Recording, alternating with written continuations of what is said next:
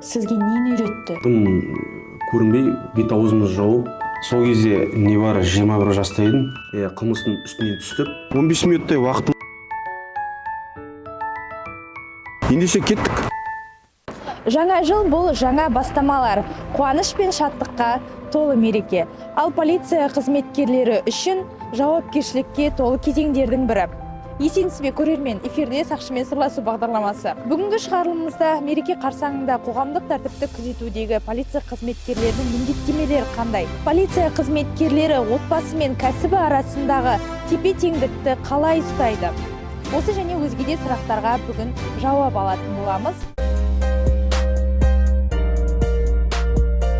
Сәлеметсіз, жаңа жыл мейрамында, жаңа жыл кезінде күшейтілген режимге көшу, қылмыстың алдын алу мақсатында осы қоғамдық орында қылмысты болдыртпау, профилактикалық жұмыс атқару және азаматтардың сыпайы қарым-қатынаста болу, оқыс оқиғалардың алдын алу мақсатында тұрғындардың тыныштығын ең бастысы күзету болып саналады.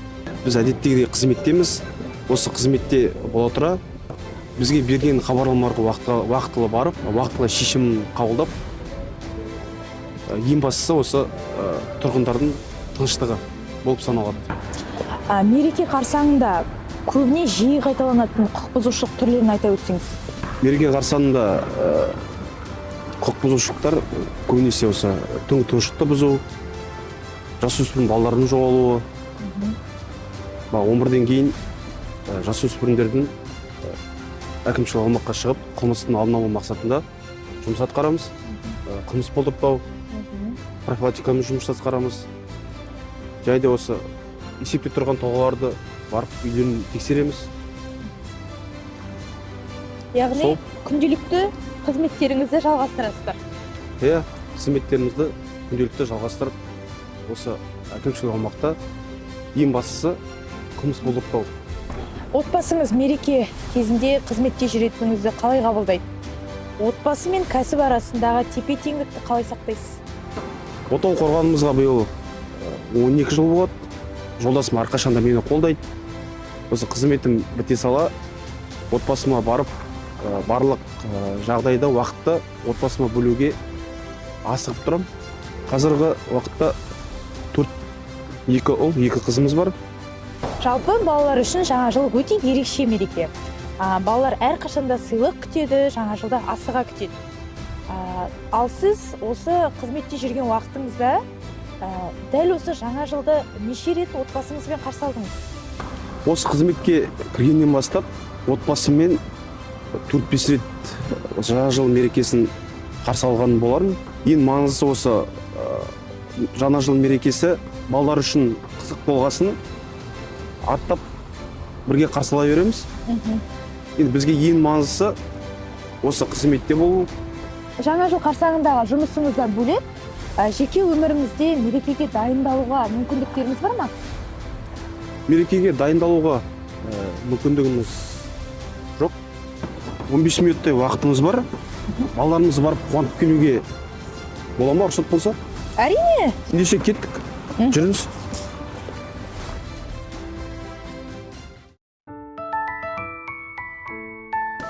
Саламатсыз.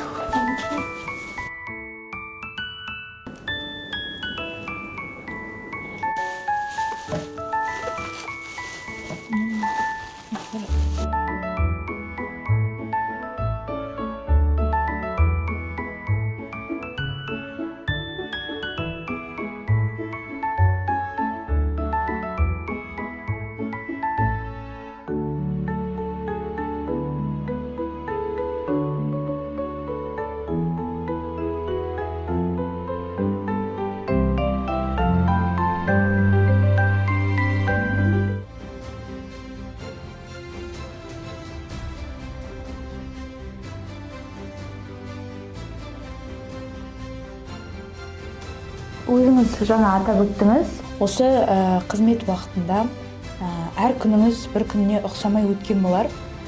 Ең қызықты әрі қиын жауапты сәттерді еске түсірсек, полиция қызметі болу қаншалықты маңызды? Өзім басында жол патрульдік полиция батальонынан бастадым. 2013 жылы. Сол басына жұмысқа келген кезімде кешкі сменде әкімшілік аумақтан бағана азаттық 32 хабарлама түседі өрт болып отырғаны жөнінде. Сол кезде небары 21 жаста едім, кішкене қобалжу болды. 3-ші қабаттан өрт шықты. Сол өрттен дым көрінбей бет-аузымыз жауып кіріп отырған уақытта бағана бір әжейдің дауысын естідік, қатты айқайлап отырған. Тез шешім қабылдап, әпкеміз екеуміз жоғары қабатқа көтеріліп, әжейдің қай пәтерде екенін анықтап, есігін ашып, 2 жастағы үлкен кісі екен, жүре алмайды өздігінен. Әріптесім екеуміз көтеріп, соны төменге шығарып құтқарғанымыз бар. Жаз мезгілінде сағат 4-5-терде әкімшілік аумақ осы Махамбетті көшесінде бір үлкен қабатты үйлерден кабель ұрланып отырған жөнінде хабарлама түсті.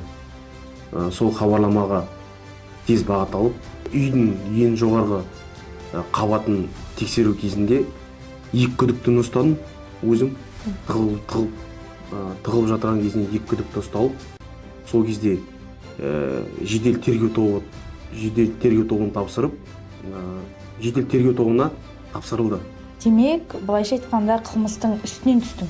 Қылмыстың үстінен түстік. Сол аталған 2 азаматты тығылып жатырған жерінен ұстаған болатын. Мұндай оқиғалар күнделікті орын алып жатады.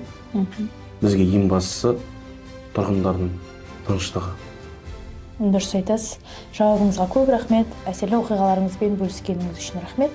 Ал келесі сұрағым сізге осы қызметте жүргелі тәртіп сақшысы болу сізге нені үйретті?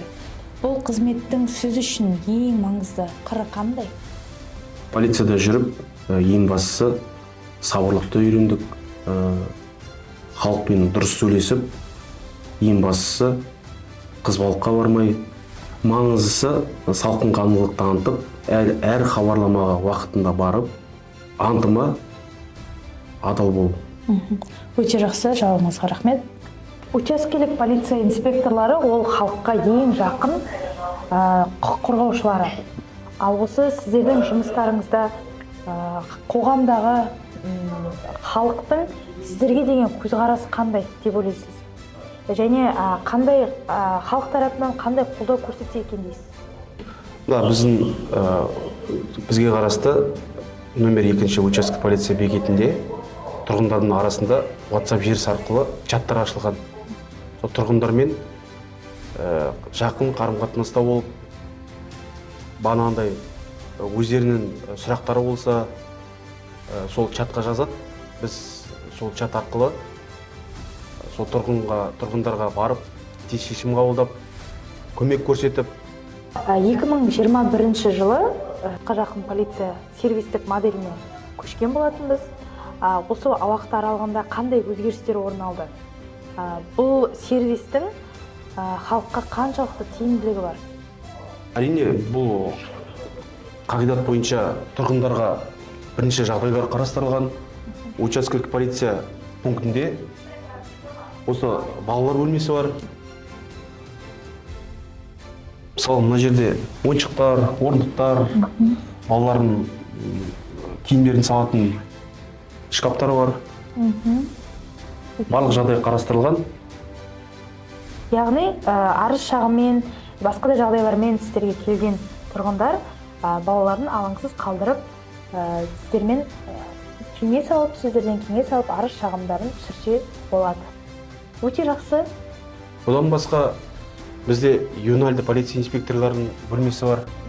Учаскелік полиция қызметкерлері отыратын бөлме бар, пробацияның кабинеті бар, мәжіліс залы бар, және өзіміздің асхана бар, қоғамдық кеңес бөлмесі бар.